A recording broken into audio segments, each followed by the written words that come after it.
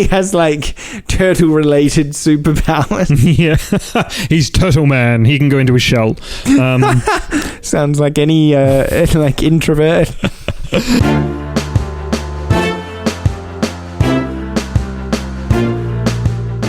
Hello and welcome to Surviving the Apocalypse, the Nerd's Way. I'm your host, John, and this is... Adam, hi. Nice to see you. I was trying to interrupt you, but you just kept talking. So, it's been a while. The last episode, we had Stefan on as a guest. Woo! Now... Love you, Stefan. Yes, I hope you're listening. As he did say on that episode that he doesn't give us a free book every time we mention his shop. But we're still going to claim that we do, and one day keep building up that debt. So that's cool. So today's episode is brought to you by Fear. We may have had that before, but we're going to do it again. It's a returning sponsor. So every time you're afraid, the sponsor gets $1,200. So just think about it. Next time you're scared of something, just think, thank goodness I'm here to support Surviving the Apocalypse the Nerd's Way. You're supporting us. We appreciate your fears. Yeah. I hope I don't put that at the start of the episode. We appreciate your fears. Oh boy. All right. So John, what do we got now? I've got a movie recommendation for you, Adam. Okay. And I know that you've got access to this movie because it's on Netflix. And I may or may not share your Netflix account. You do not share my Netflix account because I'm pretty sure that is a breach of terms and conditions. But we live in the same house. There's no proof of that. It is on the family TV, so yeah, I guess so. Yes. Adam is my dad, for anyone listening. I am. John, I'm very proud of you. Yeah, now he's going to cry. Good. Where were we? Oh, movie recommendation. What do you got for me? It's called I Am Mother. And I actually found out about this because my friend from work at my previous job, their wife's cousin, I think that's right, it was the director/writer. Wow, that's cool. Writer-director. And that doesn't mean that it's some dodgy one because it is on Netflix and they have very high quality stats. So it's not like some home video of someone I knew that I'm recommending. No, I've seen it. I haven't seen it, but I've seen even the trailer, but I've seen it on there. Yeah. And you know how it's very annoying, and I'm sure I'm going to get lots of commiserations with this when you're scrolling through Netflix on my PlayStation, for instance, and it does the auto preview, and it's like, I just want to read, I don't want to listen to your bloody high cinematic volume nonsense. Just let me read the description, peasant. Oh, I like the thing where you... Automatic does a preview. No. Oh, okay. No, but yeah, no, I've seen a couple of quick shots of that, and it looks pretty good. I thought it was a horror. It's I would describe it as thriller rather than horror, but like definitely high intensity, like very tense movie. Okay. All right, give me the rundown. All right, so the world has ended. There's like a virus or a plague. It's not really clear. That's cool. Everyone's dead. All the human race has been wiped out. Except the humans had built basically a bomb shelter type thing to survive the apocalypse and just put little embryos, like half-grown babies, in these little spheres. And the movie starts off and this robot walks around and gets one of these embryos out and like puts it in this bigger sphere. Yeah, basically a microwave. And it's like 24 hours later the baby appears, so it's way quicker. Your baby is ready. It's like, it wasn't quite big enough. I need to put it back in for another 20 seconds. It's not warm in the middle. You're gonna have to mix it up a bit. No, it's really well done with really good effects. Like the robot, you believe that it's a real robot. In fact, it probably was. I don't know. I probably should have looked that up before I started talking about it, but it didn't occur to me. I thought it was CG, but maybe it was a real robot or a person in a suit.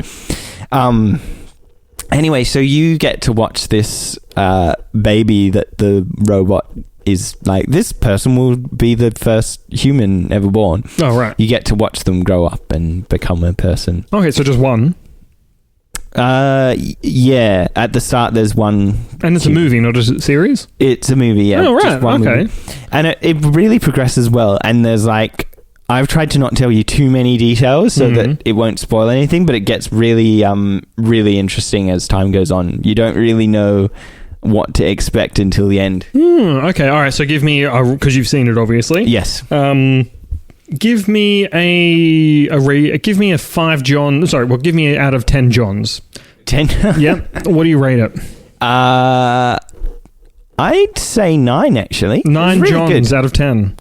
Either that or 8.5. I'd like the 8.5 better because I just you sliced in half. John. Yep. Mm-hmm. All right. No, I really, really liked it. I don't know if it's because I just haven't sat down and watched a movie for a while, because my wife was out and Bethel was in bed and I was just sitting on my own, and I was feeling a bit under the weather, so there was nothing else I wanted to do except sit in front of the TV and watch a movie. Excellent. And it was fabulous. So maybe I'm biased on that, but yeah. Well, you went in with no expectations. Yeah, none at all, because I just, as I said, this guy from my old work was like, "Oh, have you watched it?" And I hadn't read his other messages explaining that it was someone that he knew. I just saw the first one. Have you seen this? And I was like scrolling through Netflix and I was like, oh, that's right. Oh, I'll give it a shot. Cool. And it was amazing. I actually didn't want to watch anything else over the next few days because I was like, nothing will compare to that experience. I like it. That's cool. Now, of course, I've done the terrible cardinal sin, which has built up something too much when you watch it, it'll be like, I've gone in with high expectations. Absolutely horrible. This is clob drop. It's like for me when I watched oh, bugger. What was it called? Lost in Space. Oh, yes. You didn't have high expectations. I didn't. No, I went in with no expectations, and I thought it was really good. I went in with high expectations because of you, and then you didn't like it as much. I still haven't finished watching it. I should go back when I'm like have spare time to watch it. Yeah. But really good. It is like American actors and everything, so you don't have to worry about hearing Australian accent. Australian accent. You want Captain Boomerang coming in to take off Thanos' head? Yeah, buddy. Did you call him Thanos? Nah, mate, Thanos. Nah. We're not going to go like Stannis, mate. Stannis, brother. Stannis the Menace, buddy, mate. Yeah, it's fully sick, eh? So yeah, they have American accent, because I find if you watch a show and there's an Australian actor, they immediately seem like a worse actor. I don't know why. Because, John, you have grown up in the field of Home and Away and Neighbours, and that right there is the mark of terrible acting. If you were involved in the production of either of those shows, don't worry, Adam is just mean to everyone. It's not just no, don't explain, John. I also grew up watching that. I mean, okay. I used to watch Neighbours whilst eating my dinner when I was in primary school and high school and stuff, because that was what was on TV. It's an important part of Australian culture. It is. It forms young adults.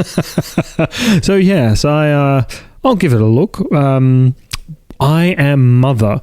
Pretty sure there is a Norwegian, I'm going to say, maybe not. It's a horror film about twins, and they think their mother has been replaced by something. I think I've shown you the trailer for it. Yeah, I think that's something like I Am Mother as well, or something like that. Yeah, but anyway, I'll give that a check, and so should you, fine folks. So yeah, it's not a horror movie. I would describe it as thriller. So you definitely don't let that pull it. It's just think about it as you will be invested in the characters. It's not like jump scares or anything like that. Right. Okay. Cool. I like that. Definitely give that a look out. Okay. I am scared for this next section. Adam has not told me what to expect, and it just has the words, be prepared. So I'm literally already failing at the... Well, John, you have already failed. Oh, no. Because a listener of ours contacted me directly. Oh, no. What? And you were at a community event, and this individual came up and asked you a simple question. Oh, yes. Where are the exits, John? Yes. Where is your plan for escape, John? What are you doing? You are not indeed prepared to survive the apocalypse. You were in a room, a stadium full of people, and you had no idea where the exits were. In my defense, thank you, Pete, for letting me know about this so I can berate my co-host of Surviving Apocalypse, the Nerds Way, sans the Nerds Way, but still... Look, in my defense, I was part of the house band that had been organised to play funky music in the background. That's fair. Let me ask you this question. Are you on a stage or something along those lines? Yeah, a little block stage. So you're on a stage. The perfect vantage point. Yeah. To see the exits, to observe the crowd. What if a marauding horde of zombies had burst through that door and started tearing their way through the crowd to get to you, John? All right, I have a challenge for our listeners. If you ever see Adam in public, please try and catch him out for not being prepared about something so that I can get some revenge. Please note, though, don't come up and try and grab me or something, because there's a... No, that's dangerous. Yeah. My response is stab first. No. If you've listened to the Hamish and Andy podcast, they have this thing where if you see them in person, they will give you $1. Yep. Or if it's Jack... That's $10. It's $10 because it's harder to recognize him or something? No, because it's $10. Oh, I can't believe we're talking about Hamish and Eddie here. But it's $10 because you've got to have printed out... oh, that's right. Printed out bank details to give to him. Because he doesn't carry and he doesn't do it anyway. So. What was I going to say? Challenge for me, our listeners, to catch me out. Yeah. So, but with us, if you see us in person, there's a chance that you won't receive $1, but you will get assaulted because Adam will just think that you're someone trying to attack him. But yeah, potentially. Who knows? But no, I will.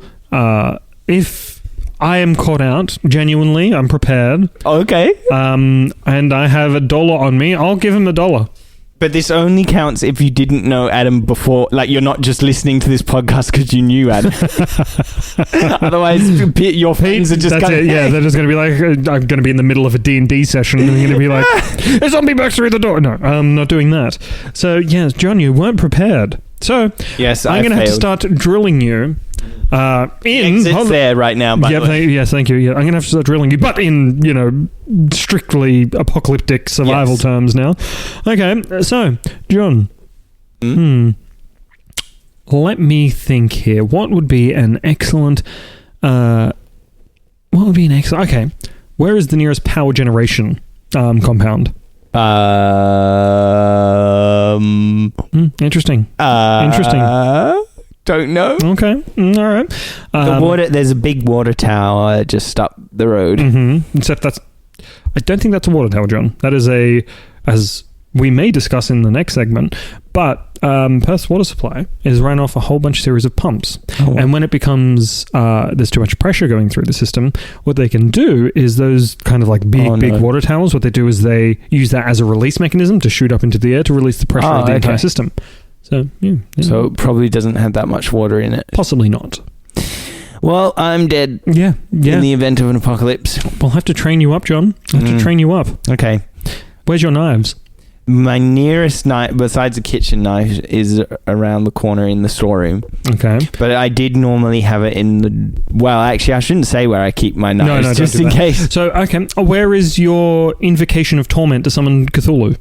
That's on loan at the moment. A friend needed to borrow it. I'm sorry. You know how hard it was for me to get that for you, John? Look, Cthulhu doesn't give those out willingly, and it really gives me a headache, quite literally, when Cthulhu's trying to tear apart my mind for me to get one of those Invocations of Torment for you. I think the person lost it. Could you get me another one? Fine, I'll get another migraine and probably a tumour as Cthulhu tries to enter my mind with mad whispers. So yes, there's the thing for our fine listeners. Not Cthulhu, forget that. No, a fine thing for our listeners is to always consider, what if the apocalypse happens tomorrow? And I'm not just talking about a zombie apocalypse or a nuclear apocalypse. It could be something as simple as a water shortage. Which leads us into our next segment. Minecraft. I'm changing the order because I thought that was a good segue. I figured that was what you're doing. Hang on, let me. I just figured it was a great segue. Anyway, so as John fixes up our spreadsheet here, there is a water shortage currently occurring within, and I may be pronouncing this incorrectly, and I do apologize, Chennai in India. Okay. It's fourth largest city. Now you must remember that India has a very vast population. So its fourth largest city has the population of more than, this is a terrible phrase sentence, or a terrible put together sentence, but the population of Chennai is more than Sydney and Melbourne combined. Oh, wow. And they currently have virtually no water. Oh. So It's not good at all. They have water trucks. Sad. Yeah, it is. They have water trucks coming in to put out water to people with containers and what have you like that. But it's not a good thing because they've had no rainfall for like a year, and because it's such a highly populated city, there's more water going out than coming in. So it's not Are good people at all. leaving? I guess they must be evacuating the I city. imagine they're going to try, but at the moment, from the reports that I've read, people are just trying to survive on dirty water, essentially. So not good. And because you want to, we've got to try this once, maybe next summer, but where you get like salt water from the beach or whatever, and you let it evaporate, and you build this like sort of angled thing that drips all the evaporated water. It lets it condense at the top and then drips down, because then you can make your own water. Yep, that is one way. But I don't know if it works with like human waste or not. So because obviously they don't have a beach nearby.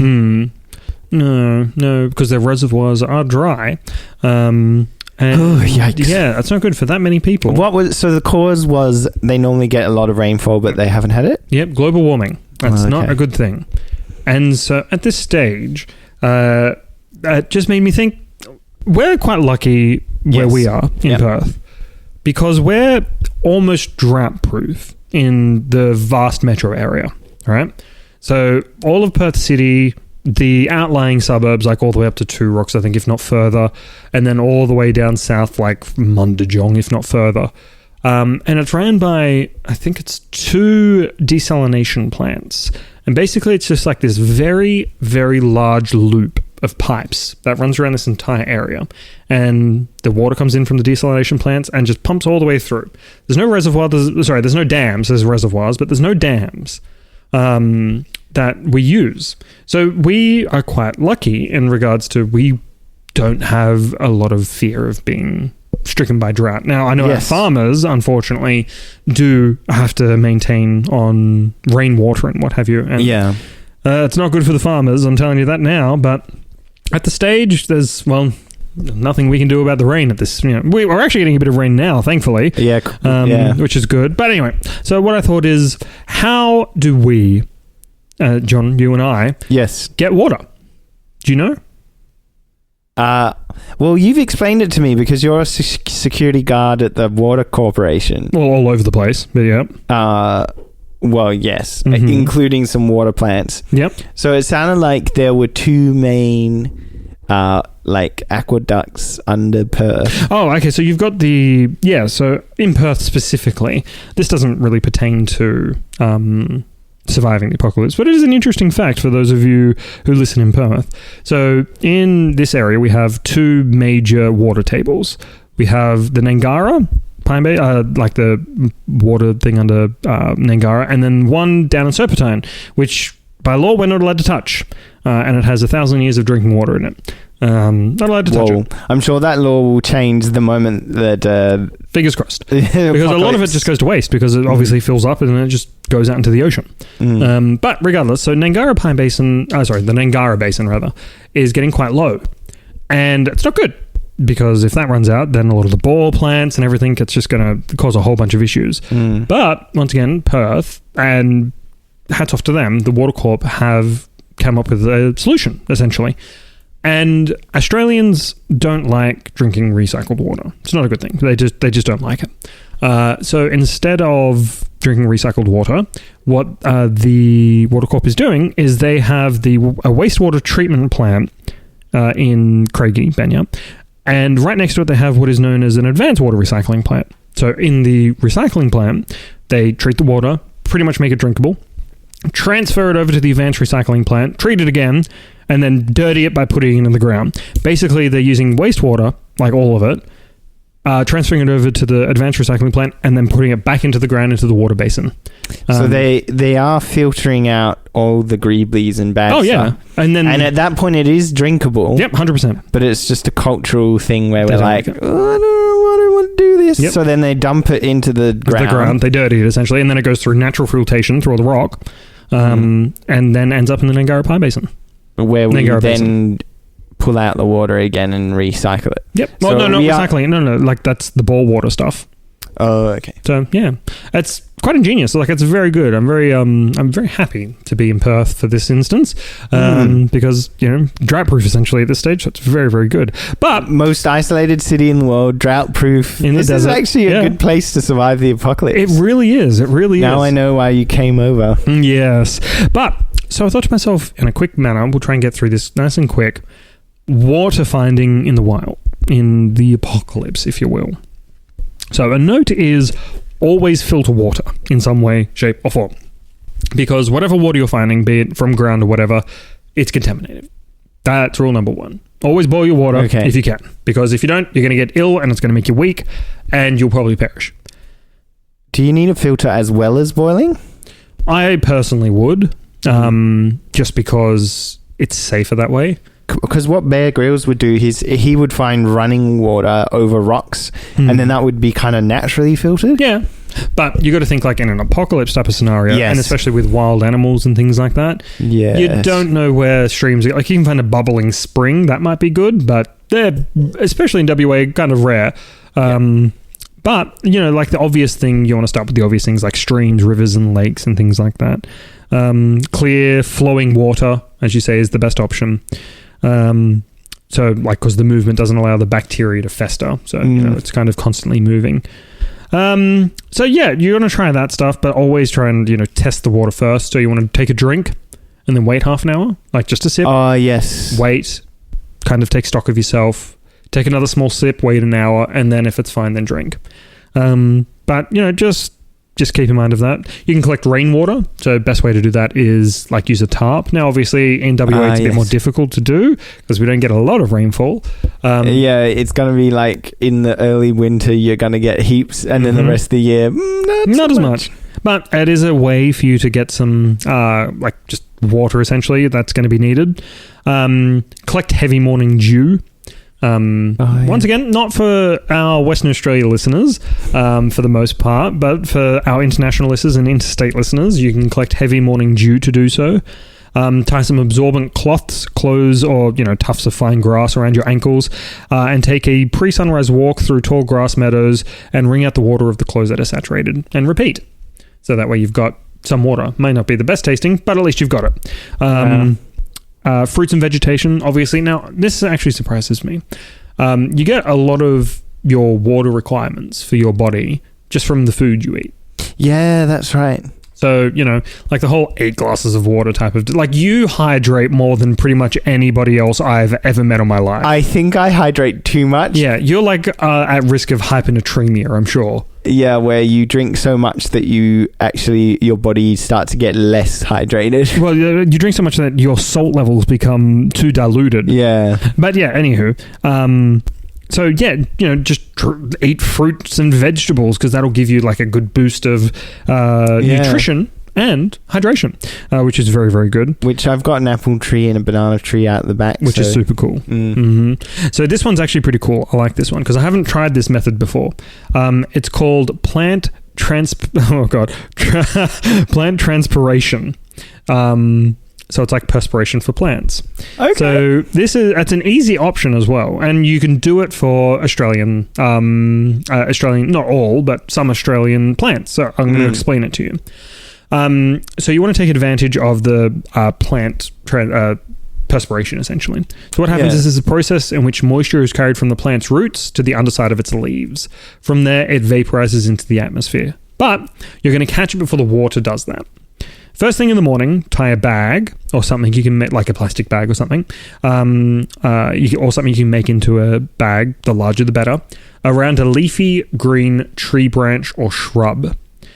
Place a rock on the bag to weigh it down a little bit so the water has a place to collect. Over the course of the day, the plant transpires and produces moisture. Rather than vaporizing into the atmosphere, it collects at the bottom of your bag. So there you go. But never do this with a poisonous plant because obviously the water will then obviously have a bit of toxin in it. But still, a good way, like that's a good way to get some, like if you have the opportunity, like you're stuck in the wild in the apocalypse and decide to become like some weird hermit that lives out in the woods. Yes. You set up bags in the morning. Yeah. And then at least you'll have some water in the night if you can last through the day. So that's a good little thing. There's a whole bunch of ways where you can get water, and I highly recommend you research this because water is undeniably the most important resource that we as humans can have. And it's so difficult to like carry and move without like vast sums of effort. Yeah. So always be aware of natural water supplies around or vast sums of water supplies. Fortunately for me, I know where a lot of the water reservoirs are. So, you know, I'm quite good with that. It's annoying. The closest water supply here is unnatural. It goes down from the water tower. There's this really long, like, sort of aqueduct thing that's going down like through these reeds, and it's not too bad. I wouldn't drink out of it, that's for sure, but maybe after some evaporation or boiling. But it's all unnatural, so the moment civilization is wiped out, people aren't maintaining it, it will stop. So I'm gonna have to move pretty quick. Making my banana tree useless. So obviously in the situation where you are, everyone knows that Bear Grylls likes to drink his own urine. It's just a fact. He loves it. Yes. He has it with dinner. It's fantastic. He urinates into a cup and then drinks. It's fantastic. He promotes it quite heavily, but I heard that if you do it, there's no point because you're like, there's so many salts in there that... Oh, yeah. That's what this says. I mean, when you want to try to avoid like water substitutes. So, you know, you don't want to be drinking alcohol because it dehydrates you and it clouds your judgment. Yes. Urine contains, you know, it's about 2% salt and it contains harmful body waste. Blood may transmit disease. But that being said, I remember reading... Drink blood. I think I would have known that. No, here's the thing. A guy, I don't know the full story, so I'm going to be super vague here, but a guy was stuck out on a raft for like at least a couple of months in like bobbing in the ocean essentially. And he was found by like a passing fishing boat or whatever. And when asked how he survived survived on tortoise blood. So he saw the turtles in the ocean, grabbed them, and then obviously made them bleed and then drank their blood. That's terrifying. Yeah, but I mean, if you want to survive, that's the best way to do it. He has like turtle-related superpowers. He's Turtle Man. He can go into a shell. Sounds like any like introvert. So never, ever, ever drink seawater. Yes, that will just draw all the water out of your body. Yep, 100%. Never drink seawater. That's my tip, and yes. So, fine people, that's going to be it for my water stuff. Look at water, conservation stuff. Because if, like I said, in Perth, we're okay, but elsewhere, you want to be aware of any water supplies around you. Because if you get in a situation where your city, country, whatever, is running low on water, it's going to be a real bad time for everyone involved. It is time for me to talk about a game that I have played quite a lot. And I've actually been getting into it recently because my niece and nephew have started to like this game. And it's pretty much child-friendly, but it has some really interesting survival elements to it. So the game is called Minecraft. You may have heard of it. It's quite famous. But it started off all by one guy who was like, I want to make a game with like these cubes and stuff. What's his name? Not. That's it. Yep. So he made this game all by himself and it became this biggest thing ever, and he started a company and then sold it to Microsoft and now has like the biggest house in the world. It basically can do whatever he wants with his life. Wonderful success story. But that's not the point of this segment. The point of this segment is the game that he created. Because he kind of made it as this very unrealistic graphics, blocky. It's supposed to look kind of dated and pixely. Very retro. It actually gives you the feeling of survival more than I've probably seen in many other games. Yeah. Because it starts off, you have absolutely nothing. You're just in the middle of a randomly generated terrain. So it's random, so no one can tell you how best to survive in this terrain. You just have to figure it out for yourself. Then you have to start by like tearing apart a tree, getting the wood from that, and then making an axe so you can tear out more trees, and then making a pickaxe so that you can start to mine things so you can make tools. Basically, if you remember the Primitive Technologies channel that we suggested many episodes ago, it's essentially the game version of that, so you don't actually have to leave your house, which is highly unrecommended by this podcast. 100%. We're not called the Nerds Way for nothing. But even though it's not like 100% realistic, like they added hunger and all that later on as mechanics, but even with those basic things, you're always thinking about like ways that you would survive and how you can make the most of your surroundings, which I think is more important, like that learning to be creative and to understand the threats that are gonna come up, like exploding zombies. Thinking on your feet. Wait, what? Exploding creepers. Oh, right, the creepers. Thinking on your feet is important. So yeah, in the game, when night falls in the game, monsters can spawn anywhere that's dark at any time, but when night falls, obviously the whole world is dark, so they keep spawning everywhere. And there's zombies which can eat your brains. Yummy. There's creepers which explode if they get near you, blowing up not only you but also the precious creations, the houses that you built to shelter. Yep. What was the Slenderman-esque type of thing? There's Endermen. That's all. Which will happily just walk around picking up blocks, putting them places. They're very tall and skinny, but if you happen to look upon one, they will turn around and stare at you, at which point everything's fine. They will not move at all until you look away, and then they just go straight for you. So essentially, if you look at one, make sure you get to safety while looking at them. Which is going to be tricky to do. So a bit like the Weeping Angels, he actually was inspired by them, but really? That's cool. If he used that exact mechanic, it wouldn't work that well for the game that he created, so he tweaked it a little bit. There's also skeletons which fire arrows, but the good news is, and there is good news... Giant spiders. Oh yeah, giant spiders as well. If you make it through the night, anything except for creepers and spiders, anything left in the sunlight will be burnt to a crisp, and which is good news because then you can go about your day again happily. So it really has that, because although there are no zombies and skeletons and creepers in real life that they've discovered yet, they haven't dug deep enough. Although there aren't any of those, the night does present certain threats, like you don't know what spider's gotten onto you, or if there's a snake lurking nearby, or a coyote, or whatever.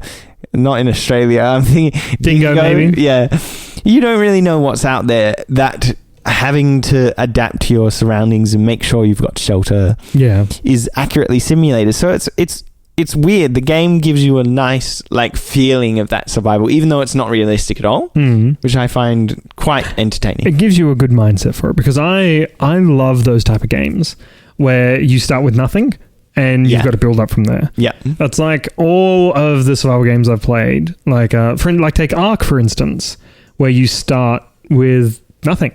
You've got to work up from there. So you got to like punch a tree to get. Oh my god, I can't believe I'm bailing on all this, but you've got to start low, like get a wooden axe and then a stone axe. And I think Ark, they were inspired a bit by Minecraft, maybe, but they just made a realistic version with dinosaurs. Realistic from a certain point of view. But then there's like Conan, which we'll talk about in another episode. Oh yes, Conan Exiles, brilliant fun and wildly inappropriate in some aspects. I can't wait for that segment. It'll be very awkward to navigate around. But it's just Minecraft was super fun because in fact I want to play this right now, honestly. Like after we finish recording, I want to play Minecraft. So good, so bad. All of a sudden I've just got like that massive urge. Because I actually started playing in beta. Yeah, me too. When I think it was free then. Oh, it wasn't free, but it was like half price. Yeah, something like that. During beta. And then, of course, now they've released many other versions, but it's all free to upgrade if you were in the original beta, which is great. Except I've lost my password, and I think someone's discovered it and sold my account on the dark web because I cannot log in anymore. Oh, no. I haven't even tried to log in ages. So I'm going to have to try that. But yeah, I love that because I always used to dig down. I used to create underground bases. The first rule of Minecraft is never dig straight down, because you can encounter a underground cavern with lava in it, and you will instantly die. Of course. No, not when I'm not talking like straight down. I'd like dig down and create an underground base essentially. Yeah, that's because I'd like to think I'm a dwarf in Minecraft, and I just spend all day mining. My thing in Minecraft was to build the greatest base that was like shut off from the whole world, but it had everything that you needed in it. I was growing my own trees from my own wood. Yeah. I was growing my own wheat for bread and everything, and it was all stacked up on top of each other. And the top floor was, of course, where I grew all the produce, because it had the most sun. Because I was just like brutally scared of ever going out into the world. Like, it was not enough that I was sitting at home. A self-contained compound. Yeah, I was sitting at home playing a computer game, but also in the computer game, I was inside my house, staying out from the scary world. Like, one level of introvertness is not enough for me. You're like a meta introvert. That's crazy. I should have created a redstone computer where I created a game where I could also be inside. Brilliant. I love it. I every now and then I get bored of where I was, so I just take like a whole bunch of stuff like metal or whatever. That's tools, so much fun. You grab and then go somewhere else. Just start like an adventure. They invented boats as well. You can make a little boat and you can sail for ages. Man, such a good game. Love it. It's really good. Yeah, love it so much. And then like you can create a quarry essentially, like an automated quarry. Oh yeah, I never did anything that complicated. I don't think, but yeah. Because I got into Minecraft by watching the Yogscast. Oh yeah, the Yogscast. The Shadows of Israfel. Yes, I was thinking about that because I just lost touch with it, because it was this, basically they were playing Minecraft, but and then a story started from it. Yeah, a story broke out in there. I need to watch that again. It got so complicated. I wonder if it finished or if they. No, I never finished anything. I got like to episode 58 or something. Yeah, and then they probably, because they got further and further apart, because it would get higher and higher budget. Where there was like, I remember there was like pirate ships everywhere, and people like, because they would have had to have real actors who were playing the game to be the characters in the game. Yeah. So it must have been a lot. Oh man, to get it to work. But yeah, need to check that out again. I think that was the second Minecraft video I ever watched. The first was like by someone called X, who was like, I think it was like the original person who made Minecraft go viral on YouTube, which is what made it become so successful. Mm-hmm. And now basically every Minecraft video in the world has like millions of views. Mm-hmm. Even I made one and it got a few thousand views. So all I know is right now I'm getting slammed in the head with a nostalgia hammer. Oh yeah, thinking about Minecraft. Fantastic. Because I have recently just celebrated my birthday. Yes. And I'm old. 19. Now. Yep, I'm 19. 1,000 years old. 19 centuries, yes. That's fantastic. No, but I just had a birthday. And as you get older, you start to reflect. And I'm thinking to myself, man, I love playing those type of games. Yeah. Minecraft was the best. So fun. It's like the perfect time sink as well, because you don't really accomplish much. So it's just like, yep. Because eventually, like I said, I'll just leave the base and run somewhere else and do something else. Yeah. It's good fun. Love it. And that feeling when you strike diamond and you're like, what tool will I make first? Love it. Always for me, it's an axe. Sorry, not an axe, a pickaxe. Pickaxe, yeah, because then you can hopefully find more quicker. Because, I spent most of my time underground. Remember, in my head, because I created a story for my guy. He's a dwarf that has been exiled from his homeland. He's got to create his own kingdom now. So I try to create like Kazmodan or Anvuldar or that's great. The Lonely Mountain, all that type of stuff. You know, I'm an exiled dwarf creating his own clan with nobody else. Wow. But speaking of nostalgia, man, I'm with the segues today. Yeah, good one. Nostalgia. WoW Classic, folks. My holy science. Yes. Now, I've seen this go viral on Twitter and Reddit and all that. Oh, it is crazy. So, August 27th is the release date for WoW Classic. So that's pretty cool. It's super not out yet? No, WoW Classic's not out yet. It must be a beta or something. Yeah, the beta's out. Yeah. Okay. But they had a stress test on the 19th, I think, to the 21st, or I could be getting the dates wrong, but it was very recently. Very recent, rather. And I got to play that. And I created a gnome warlock because for the Alliance, of course, and I know all the Horde players are currently foaming at the mouth, going, but you're just savages, and I understand that. Savage Horde. No, but I thought Alliance was the good side, so I'm surprised to hear that's right, they are. Okay. The Alliance are the good side. Okay. Yeah, but, justice, mate. You know? Yeah, that's what you're all about. So I played a gnome warlock because I wanted something small that is just going to annoy people by putting a whole bunch of dots on them and running away.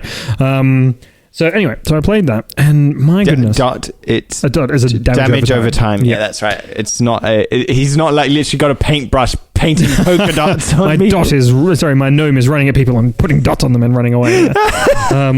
No, but so I took part and leveled, and my science, honestly, it is.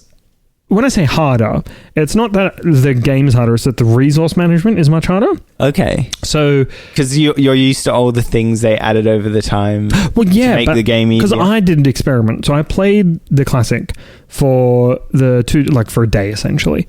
And then I decided when it ended, because it was only for a couple of days, because it was to stress test the servers, because Blizzard know that as soon as that Classic is live, there's just going to be a massive influx of people wanting to get on. Yeah.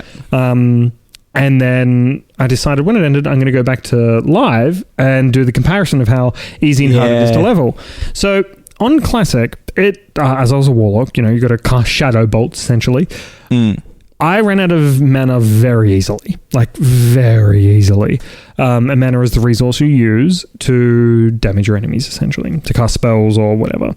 And so it was a long and arduous process to level, as much as I did. Then I jump on to live, and my mana bar never moved casting any spells. Oh, wow. And I got up to level 15 in about an hour, where it took ages on Classic. So I'm really looking forward to Classic, to waste so much time. But no, it's just all that nostalgia just breaking over your face as you're playing, going, oh my goodness, I forgot that this was a thing. Oh my goodness, I forgot that. You've got auto loot, which is there, but you can auto loot only one corpse at a time, so it doesn't have the group looting anymore. So all the corpses basically you've got to loot each corpse individually. That's a thing that I forgot all about. That the talent system is brilliant. It's beautiful. I miss the old talent system because they've simplified it to be far too easy nowadays. But yeah, so now you know what I felt like when they came up with old school RuneScape. That's exactly why. Because if you look at like Twitch, for instance, you'll see RuneScape and all the RuneScape stuff in there. It's all people playing old school RuneScape. Yeah, not the current modern day good graphic one. Yeah, and that's exactly what's going to happen with WoW. Yeah, because it's what's happening now. All that's happening on the Warcraft Twitch channel is Warcraft Classic streams. They're the ones that are getting all the views. Okay. People currently don't enjoy the current iteration of WoW. Yeah. Death by 1,000 upgrade patches. Yeah. But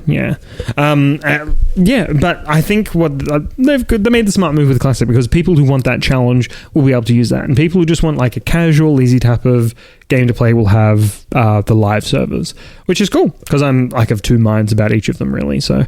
Yeah, but I had a real good time with the stress test, and I know a lot of people did as well. But like, it was just like you could tell people were lamenting over it, because they're just like, "No, I don't want it to end. Why can't they just release it now? Please release it tomorrow." No, because I got on when the stress test ended, because I haven't been invited to the beta, unfortunately, which makes me very sad. But probably if you're listening, Blizzard, don't invite me, because it would be detrimental to my life. Yeah, true. And also never release the game. Release someone delete the code by accident. I can prepare mentally for this. But yeah, no, it's just super fun. I'm really looking forward to it, and I think when Classic launches, you're going to play with me. Oh wow. Yeah, because we tried one time to play current one, but I was probably a bit slow for you. You like running all over the place doing everything. I can't remember that. Oh, that didn't bother me. All right. But yeah, we should definitely win because it's much harder. Stream it as well. Yeah, because it's much harder. You're going to have to... You said I overheard you talking with your wife that you're getting a new computer soon. So you need to get a new computer that has which is easy, the capacity to run classic WoW. I think this computer will be fine with it. I honestly think it will be. And yeah, it is going to be super fun. Hell, I'll even pay for a 3-month subscription for you. I will waste that all. That's fine. Because it will be amazing fun. Because I know one of our other listeners, Pete, he will be playing Classic as well. So we can have like a 3-man group and do all the questing together. It'd be super fun. Okay. But I was going to, eventually we're going to have a guest on that I was going to ask you this question, but I'm going to ask you now. And obviously it will affect our friendship. But Alliance or Horde, John? Me? Mm-hmm.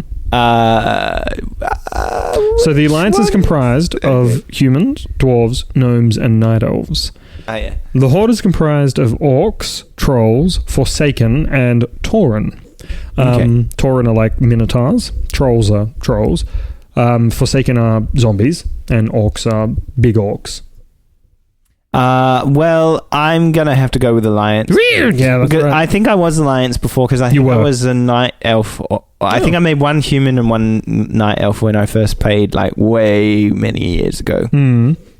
Excellent. Well, that's what we're going to do. We'll even get your wife playing. People will get like a 5-man My daughter group. will be. Yep. She can be our, she can just be like resource management. She can farm for us when we're not playing. Yeah, that sounds like a good idea. I'm liking this a lot. Cool. Yeah, I'm happy with that. I just must say it's Neverwhere, it's never here. That was way too forced of a transition.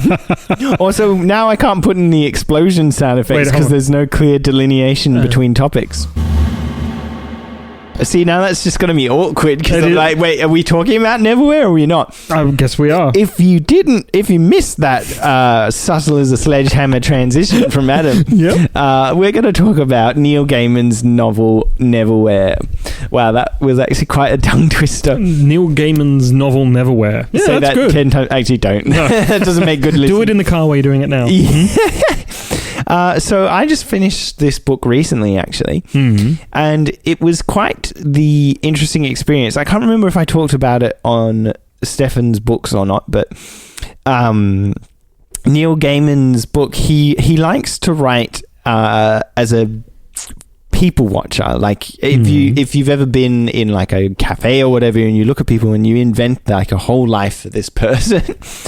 That's what Neil Gaiman is, and that's how he writes. He's a good writer. And he wrote this, it must have been from a lot of use of public transport around England. So it's all built around tube stations and their names, and what if they meant literally what they are, like Blackfriars Station or something, and it was like, what about if there was these bunch of like Blackfriars that would do this or whatever. Yeah. I think that was a bad example. Like Earl's Court, and there was an actual Earl or whatever. Oh, that's cool. Yeah. So, have you read this book? I've read part of it. I didn't get to finish it. Okay, fair enough. So it starts off with this Scottish person moving to England, and he essentially is on a date-ish thing to meet with his his boss. And he stumbles across this woman who is injured on the floor, but she seems like a homeless person. And so the wife is like, don't worry, she's fine. Like, just don't think about it. We need to get to our dinner. And did I say wife, fiance? I said girlfriend, fiance, wife, whatever. And he's just like, no, we have to look after this person. And he picks her up and actually goes home to try and look after her because she's badly injured. And after that point, he is swept into this underworld of people who have, quote unquote, slipped through the cracks of society. So he no longer has a job. People are like in his apartment trying out to be the new renters of it, and his landlord is selling out his apartment, and he's just like, I'm right here, and no one really notices him. Unseen. Which in that case, because they came in while he was having a bath, was probably actually quite beneficial that they didn't notice him. Yep. But it is like he's obviously using it as a metaphor for how we do. Like, I see a person who's homeless every day on my way to work, but I very rarely have anything that I can do to help them. So the best thing for me to do is not to draw their attention, because sometimes they might be using some substance, and therefore they might not even want to interact with me in a way that is going to be fruitful for anyone involved. Potentially. So you do this bad thing where you just kind of ignore them. And I think that was the metaphor I was trying to make. Yeah. Which is an interesting... There's this other society of people that we all just pretend aren't there, kind of thing. Which is interesting. Now, take this with a grain of salt, of course. Okay. No, go against salt. No. All right. Is this are you going to summon a vampire? Or yeah, I'm going to summon a homeless vampire. No. No. There was a reality-esque TV show. Okay. And it was about because I remember I was listening to it, not the reality show, I was listening to an interview about the person who was on it. It's about like a semi-celebrity, if you will, who's living on the streets for a week. Yeah. And actually sounded pretty legit. Like, like some of the things like Man vs. Wild and things like that, where he may not be in the wild that entire time, and there may be buffets that he's eating out of off camera. But this sounded pretty legit, like how things went. So this person, I can't even remember his name, but it was like a semi-male celebrity. And he was dropped in the middle of Bondi, taking his phone, credit cards, all that type of stuff, and just like, hey, guess what? Now you're homeless. And so he had to live like he was homeless. So he went through all this type of stuff. And at the end of this whole thing, what he said was probably the most disheartening events that occurred. And because he saw some pretty hectic stuff as well, was the dehumanization. Yeah. And like where people would like ignore him, like after he's trying to talk to somebody or stuff like that. He didn't have anybody to talk to. And obviously this is a celebrity who's only on the streets for a week, and he felt the edges of that type of stuff. I can only imagine what that must be like. I mean, I don't work in the city, so I can't really talk to these people. But yeah, it must be a tough, not like obviously it's a tough existence, but feeling that disconnect of like dehumanization almost, I think that would be pretty tough for me to bear. Yeah, it's interesting. After reading this, I'm thinking about it more and more, and like, what are the kinds of things that I could be doing to help? And it's tough. Yeah, there's no easy solution. Like, wow, we've become a little too deep here. I was going to say, like, this really proves your quote from Patrick Rothfuss that you say all the time, which is fiction breeds empathy, and that's exactly what it did. It brought me into this adventure and this fantasy, but it is all a big metaphor.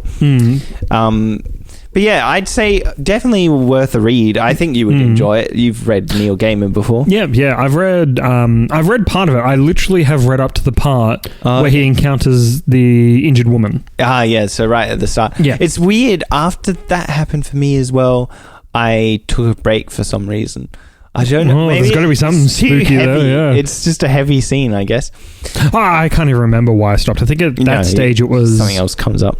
Yeah, something to do with when I was working on the mine site. Yeah. And maybe, like, I don't know. Anyway, so yeah, so Neverwhere. We'll have to check that out. It's really good. His creativity is great. Like, you can tell that he is a people watcher, and he saw someone on the train and then built a whole character around them. Love it. So, it was even more meta and real for me, because, of course, the only time I get to read nowadays pretty much is on the train on the way to work. So I was on the train reading a story about people on the train. That's cool. That's awesome. Yes, it was quite surreal. So give it a read and get some empathy in you. Yeah. I'm not going to say Hollow Knight. No, I don't like Hollow Knight. Don't worry. And give the book a read and get some empathy in you, not some empathy in ya. Sorry, that was my Australian looking through there. My apologies. I was going to say, like, don't worry. It's not hammering this thing over the head. It's a theme kind of behind the scenes. I mean, you can read the book without even noticing it, probably. Yeah, probably. I mean, Adam, you heartless person, probably didn't notice. Oh, I am heartless. Oh, woe is me. And maybe I'm taking a too literal interpretation and it was actually a metaphor for something else completely. Could be. But I had read a thing once where it was like, it doesn't matter what the artist thought, it's what the person consuming the art thinks. Yeah, that's cool. I like that. That's cool. So therefore, you know more about what Name of the Wind means than Rothfuss does. It means more to me, that's for sure. It's like he's like, oh, I know I've dedicated my life to writing this book, but I mean, it's all right. And then Adam's like, this is the greatest thing that ever exists. This is amazing. How dare you? The prologue itself changed my life. Well, I based my best man speech on that. You did? Yeah, I did. Not word for word, people. No. Take it easy. Like I'm not copyright. That lame. He's suing you right now. Yeah, he is. He's Practice Rothfuss has heard it and he's gone, right, that's it. Lawyers getting involved. Yeah. It was called, instead of The Silence of 3 parts, it was called The Love of 3 parts. Oh, corny, and yes, I did beat myself violently after writing it and vomited violently after reading it. No.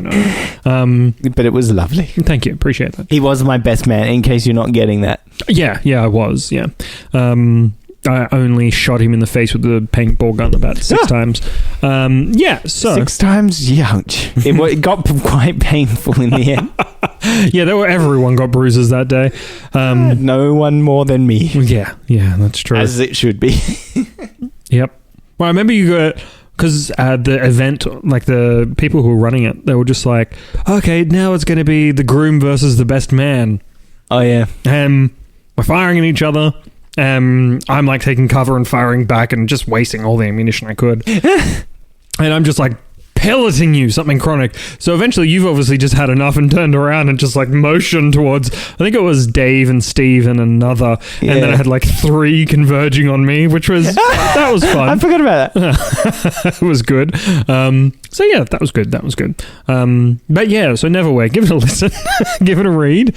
And shoot your best friend with a paintball gun. Yeah, Moral definitely. of the story. Obviously in a safe environment. Don't just shoot them in the back of the head with the paintball gun at plain range. No, that would very bad. Be very bad. Very bad.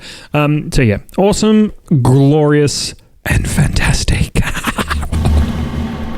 Also, Good Omens is out, so if you're in the mood for Neil Gaiman, there's that as well. I forgot all about that, really. But don't talk about it because I haven't listened to it. I haven't watched it. Yeah. I haven't. You haven't watched it. It's a TV show. I haven't watched it, and I want to.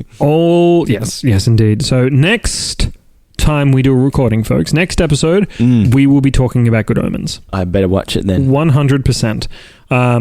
And because I will say this for those who are listening in on the fence about watching it, watch it because it is extraordinarily faithful to the book. Oh, nice. And I was very surprised with it. And they executed it quite well. And because Neil Gaiman, not Terry Pratchett, because Terry Pratchett's passed away. Neil Gaiman was a proper writer. Like, he was one of the head writers for the entire series. Thank you for listening, glorious listeners. You are amongst the greatest podcasters in the world. Yes. Not amongst. I'm going to say, go out on the limb and say that you are the greatest podcasters in the world. That is a bold claim, John. Very bold. And I will support that boldness. Taste in podcasts, unparalleled. Oh, 100%. So you can find us all over the place. You can find us on Twitter. Twitter.com/thenerdsway_pod. You can find us on Facebook. Facebook.com/thenerdsway. You can email us at thenerdsway@gmail.com. And you can contact us personally on Twitter, John. JLOKELY. No, try again. ELY. JLOKELY. Yeah, how do I know? How do I know how to spell your last name better? You said LEY. No, I did not. You will listen back, and I will. Anyway. And you can find me at Voice of Adam on Twitter. And we welcome any and all suggestions, feedback, and hate mail. But please direct hate mail directed to me. I'm really sensitive. Oh, no, and I love reading it. Yeah. Oh, it brings me such joy. Your hate, it only makes me stronger. And don't forget to Google Surviving the Apocalypse, the Nerds Way t-shirt, and get your very own t-shirt. Oh, yep. A couple of those have sold. We are just swimming in revenue from those t-shirts. Massive. I mean, you don't have to. We don't, we're not pushing those on you guys. They're just there if you want them. But if you do find us in public and you're wearing a t-shirt, we will have you on as a guest. I don't know. We'll chat to you. We'll figure something out. Yeah, we'll get out our phones and do a quick recording and just be like, hi, what's your name? Tell us your story. What's your backstory? And then you can plug your SoundCloud or whatever you do for a hobby. Yep, if you've got a book you're trying to write, whatever the case may be, we're happy to do it. Baby got backstories. Probably, most likely, you have an Instagram of your pet dog. I think that's which has the 10 million followers. Yeah. Well, yeah, can you advertise us, actually? Yeah, actually, let's do it that way. Anyway, so thanks for listening, guys. Sorry about the length of time between episodes. It was basically because I'm a terrible human being. But hey, this is free, so beggars can't be choosers. Right. You're not paying for this. At the same time, I'm the beggar, so please keep listening to our podcast. You are a fantastic listener. Yes, indeed. All right, thanks, guys. Bye.